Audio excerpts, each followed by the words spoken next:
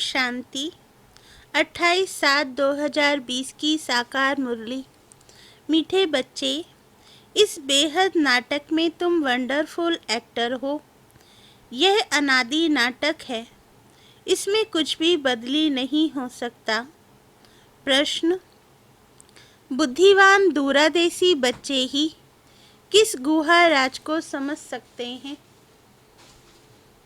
उत्तर: मूल वतन से लेकर सारे ड्रामा के आदि मध्य अंत का जो गुहा राज्य है, वह दूरदेशी बच्चे ही समझ सकते हैं। बीज और झाड़ का सारा ज्ञान उनकी बुद्धि में रहता है। वह जानते हैं इस बेहद के नाटक में आत्मा रूपी एक्टर जो ये चोला पहनकर पार्ट बजा रही है, इसे सतयुग से लेकर कलयुग तक पार्ट बजाना है। कोई भी एक्टर बीच में वापस जा नहीं सकता। गीत है, तूने रात गवाई। ओम शांति। बाबा कहते यह गीत बच्चों ने सुना। अब इसमें कोई अक्षर राइट भी है तो रॉन्ग भी है। सुख में तो सिमरन किया नहीं जाता, दुख को भी आना है जरूर। दुख हो तब तो सुख देने के लिए बाप को आना पड़े। मीठे मीठे बच्चों को मालूम है, अभी हम सुख धाम के लिए पढ़ रहे हैं। शांति धाम और सुख धाम, पहले मुक्ति फिर होती है जीवन मुक्ति। शांति धाम घर है, वहाँ कोई पार्ट नहीं बजाया जाता। एक्टर्स घर में चले जाते हैं, वहाँ कोई पार्ट नहीं बजाते। पार्ट स्टेज पर बजाया जाता है। यह भी स्टेज है। जैसे हद का नाटक होता है, वैसे यह बेहद का नाटक है। इनके आदि मध्य अंत का राज सिवाय बाप के कोई और समझा न सके। वास्तव में यह यात्रा अथवा युद्ध अक्षर सिर्फ समझाने में काम में लाते हैं, बाकी इसमें युद्ध आदि कुछ है नहीं। यात्रा भी अक्षर है, बाकी है तो याद। याद करते करते पावन बन जाएंगे। यह यात्रा पूरी भी यहाँ ही होगी। कहाँ जाना है, कहाँ जाना नहीं है, बच्चों को समझाया जाता है। पावन बनकर अपने घर जाना है। अपवित्र तो जाना सके, अपने को आत्मा समझना है। मुझ आत्मा में सारे चक्र का पार्ट है। अभी वह पार्ट पूरा हुआ है। बाप राय देते हैं, बहुत सहज मुझे याद करो। बाकी बैठे तो यहाँ ही हो, कहाँ जाते नहीं हो। बाप आकर कहते हैं मुझे याद करो तो तुम पावन बन जाएंगे। युद्ध कोई नहीं है। अपने को तमो प्रधान से सतो प्रधान बनाना है। माया पर जीत पानी है। बच्चे जानते हैं 84 का चक्र पूरा होना है। भारत सतो प्रधान था, उसमें जरूर मनुष्य ही होंगे। जमीन थोड़े ही बदलेगी। अभी तुम जानते हो हम सतो प्रधान थे, फिर तमो प्रधान बने, अब फिर सतो प्रधान बनना है। मनुष्य पुकारते भी हैं कि आकर हमको पति से पावन बनाओ, परंतु वह कौन है, कैसे आते हैं, कुछ नहीं जानते। अभी बाबा ने तुम्हें समझदार बनाया है। कितना ऊंच मर्तबा तुम पाते हो। वहाँ के गरीब भी बहुत ऊंच है यहाँ के साहूकारों से। भल कितने भी बड़े बड़े राजाएं थे, धन बहुत था, परंतु है तो विकारी ना। इनसे वहाँ की साधारण प्रजा भी बहुत ऊंच बनती है। बाबा फर्क बतलाते हैं। रावण का परछाया आने से पतित बन जाते हैं। निर्विकारी देवताओं के आगे अपने को पतित कह माथा जाकर टेकते हैं। बाप यहाँ आते हैं तो फट से ऊंच चढ़ा देते हैं। सेकंड की बात है, अभी बाप ने तीसरा नेत्र दिया है ज्ञान का। तुम बच्चे दूरादेशी बन जाते हो। ऊपर मूल वतन से लेकर सारे ड्रामा का चक्र तुम्हारी बुद्धि में याद है। जैसे हद का ड्रामा देखकर फिर आए सुनाते हैं ना, क्या क्या देखा बुद्धि में भरा हुआ है। जो वर्णन करते हैं आत्मा में भरकर आते हैं, फिर आकर डिलीवरी करते हैं। यह फिर है बेहद की बातें। तुम बच्चों की बुद्धि में इस बेहद के ड्रामा के आदि मध्य अंत का राज रहना चाहिए, जो रिपीट होता रहता है। उस हद के नाटक में तो एक एक्टर निकल जाता है तो फिर बदले में दूसरा आ सकता है। कोई बीमार हुआ तो उनके बदले फिर दूसरा ऐड कर देंगे। यह तो चैतन्य ड्रामा है, इसमें जरा भी अदली बदली नहीं हो सकती। तुम बच्चे जानते हो हम आत्मा हैं, यह शरीर रूपी चोला है जो पहनकर हम बहुरूपी पाठ बजाते हैं। नाम रूप देश फीचर्स बदलते जाते हैं। एक्टर्स को अपनी एक्ट का तो मालूम होता है ना। बाप बच्चों को यह चक्र का राज तो समझाते रहते हैं। सतयुग से लेकर कलयुग तक आते हैं, फिर जाते हैं, फिर नए सिर आकर पाठ बजाते हैं। इनकी डिटेल समझाने में टाइम लगता है। बीज बीज भल नॉलेज है, फिर भी समझाने में टाइम तो लगता है ना। बाबा कहते तुम्हारी बुद्धि में सारा बीज और झाड़ का राज्य है। सो भी जो अच्छे बुद्धिमान हैं वही समझते हैं कि इसका बीज ऊपर में है। इनकी उत्पत्ति, पालना और संहार कैसे होता है, इसलिए त्रिमूर्ति भी दिखाया है। यह समझानी जो बाप देते हैं और कोई भी मनुष्य दे ना सके।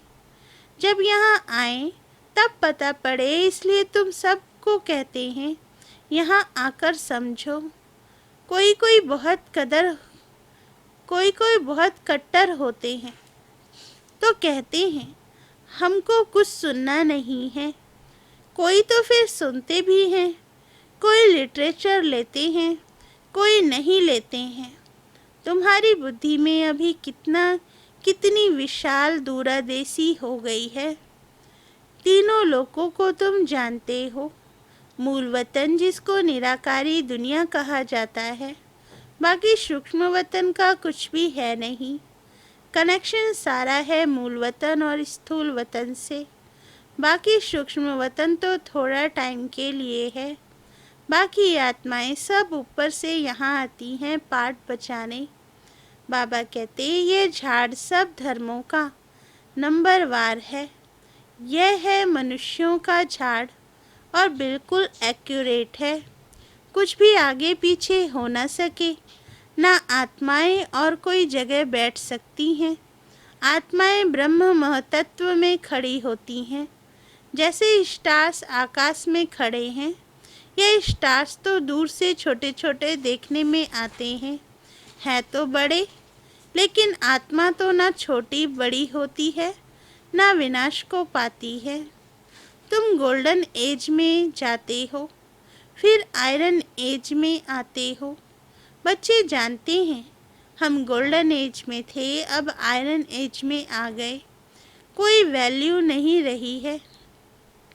भल माया की चमक कितनी भी है, परंतु यह है रावण की गोल्डन एज। वह है ईश्वरीय गोल्डन एज। मनुष्य कहते हैं 6-7 वर्षों में इतना अनाज होगा जो बात मत पूछो। देखो उन्हों का प्लान क्या है और तुम बच्चों का प्लान क्या है।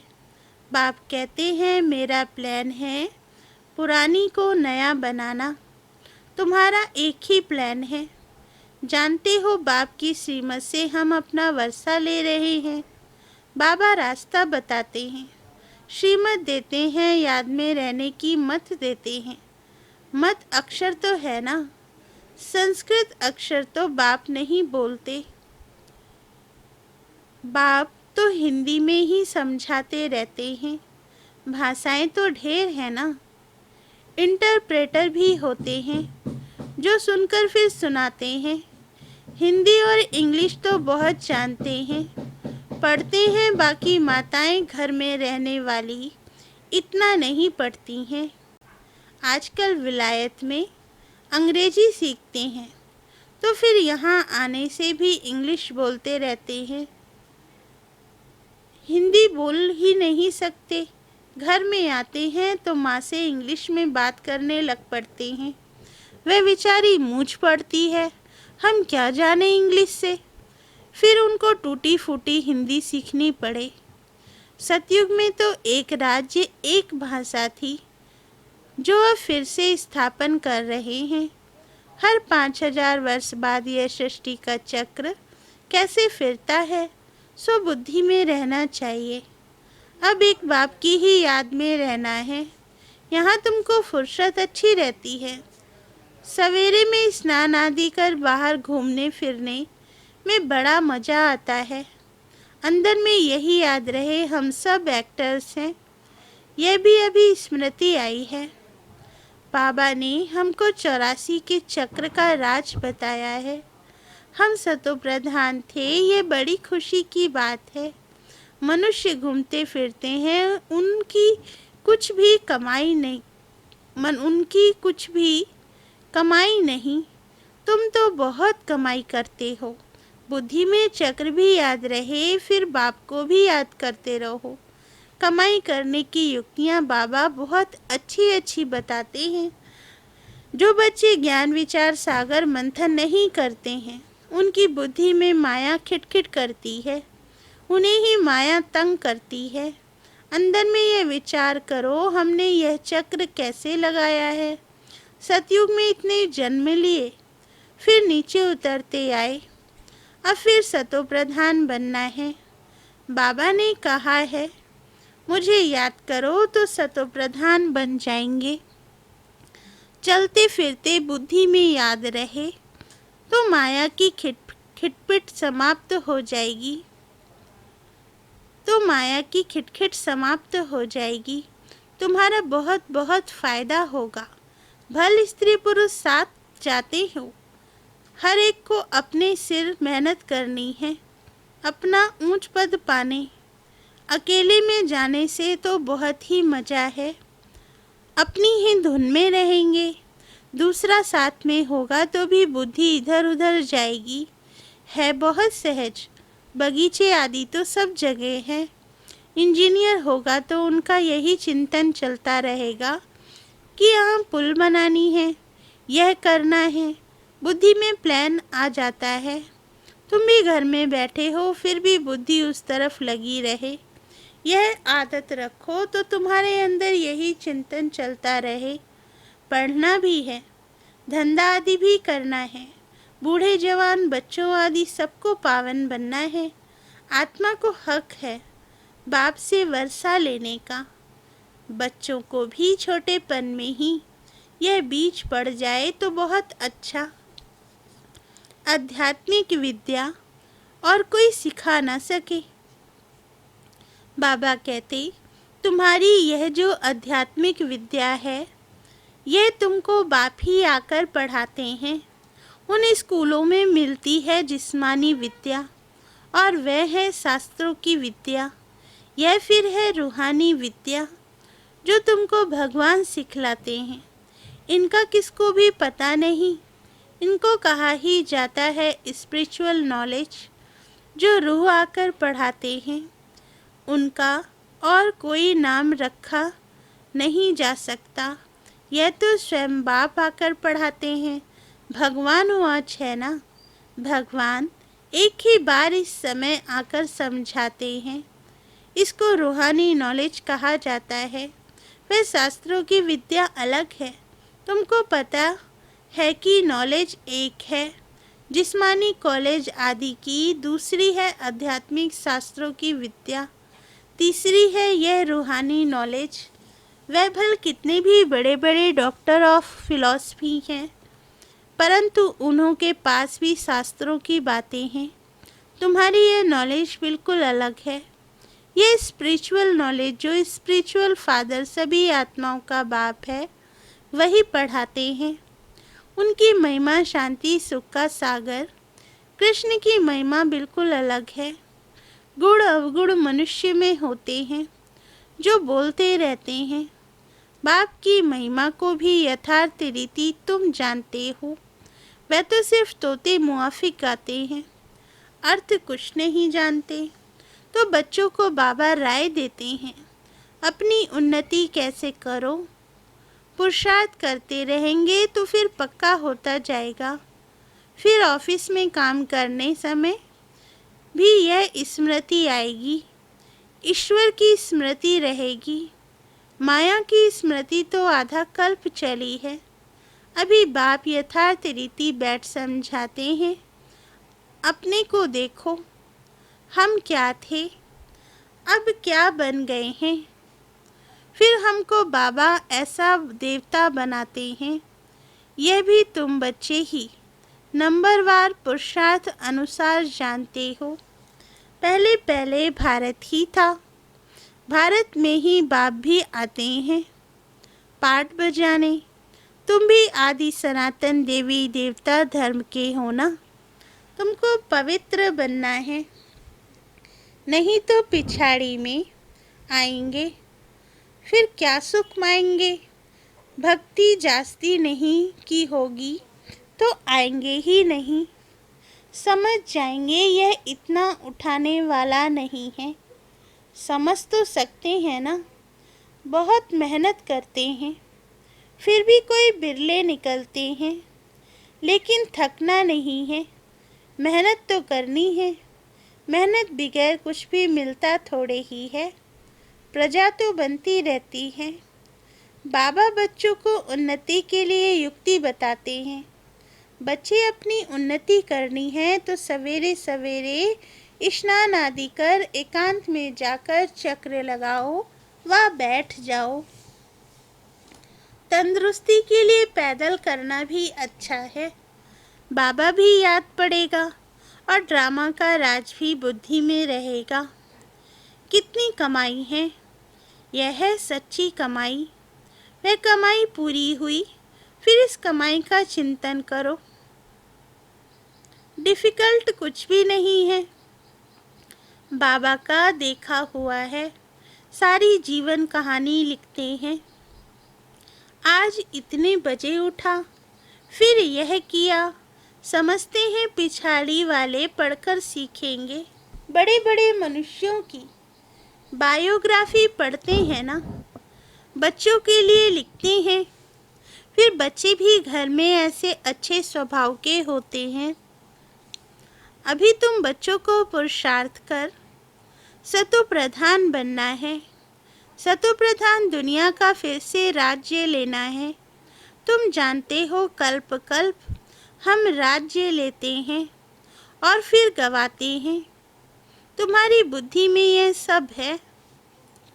यह है नई दुनिया, नए धर्म के लिए नई नॉलेज। इसलिए मीठे मीठे बच्चों को फिर भी समझाते हैं, जल्दी जल्दी पुरुषार्थ करो। शरीर पर भरोसा थोड़े ही है। आजकल मौत बहुत इजी हो गया है। वहाँ अमरलोक में ऐसी मृत्यु कब होती नहीं। यहाँ तो बैठे बैठे कैसे मर जाते हैं। इसलिए अपना पुरुषार्थ करते रहो, जमा करते रहो। अच्छा, मीठे मीठे सिकील दे बच्चों प्रति माता पिता बाप दादा का याद प्यार और गुड मॉर्निंग। रूहानी बाप की रूहानी बच्चों को नमस्ते। धारणा के लिए मुख्य सार। फर्स्ट पॉइंट, बुद्धि को ज्ञान चिंतन में बिजी रखने की आदत डालनी है। जब भी समय मिले एकांत में जाकर विचार सागर मंथन करना है। बाप को याद कर सच्ची कमाई जमा करनी है। सेकंड पॉइंट, दूरदेशी बनकर इस बेहद के नाटक को यथार्थ रीति समझना है। सभी पाठधारियों के पाठ को साक्षी होकर देखना है। वरदान, मास्टर ज्ञान सागर बन गुड़ियों का खेल समाप्त करने वाले स्मृति सु समर्थ स्वरूप भव। वरदान का सार, जैसे भक्ति मार्ग में मूर्ति बनाकर पूजा आदि करते हैं, फिर उन्हें डुबो देते हैं, तो आप उसे गुड़ियों की पूजा कहते हो। ऐसे आपके सामने भी जब कोई निर्जीव असार बातें ईर्ष्या, अनुमान, आवेश आदि की आती हैं और आप उनका विस्तार कर अनुभव करते या कराते हो कि यही सत्य है, तो यह भी जैसे उनमें प्राण भर देते हो। फिर उन्हें ज्ञान सागर बाप की याद से बीती सो बीती कर स्व उन्नति की लहरों में डुबोते हो।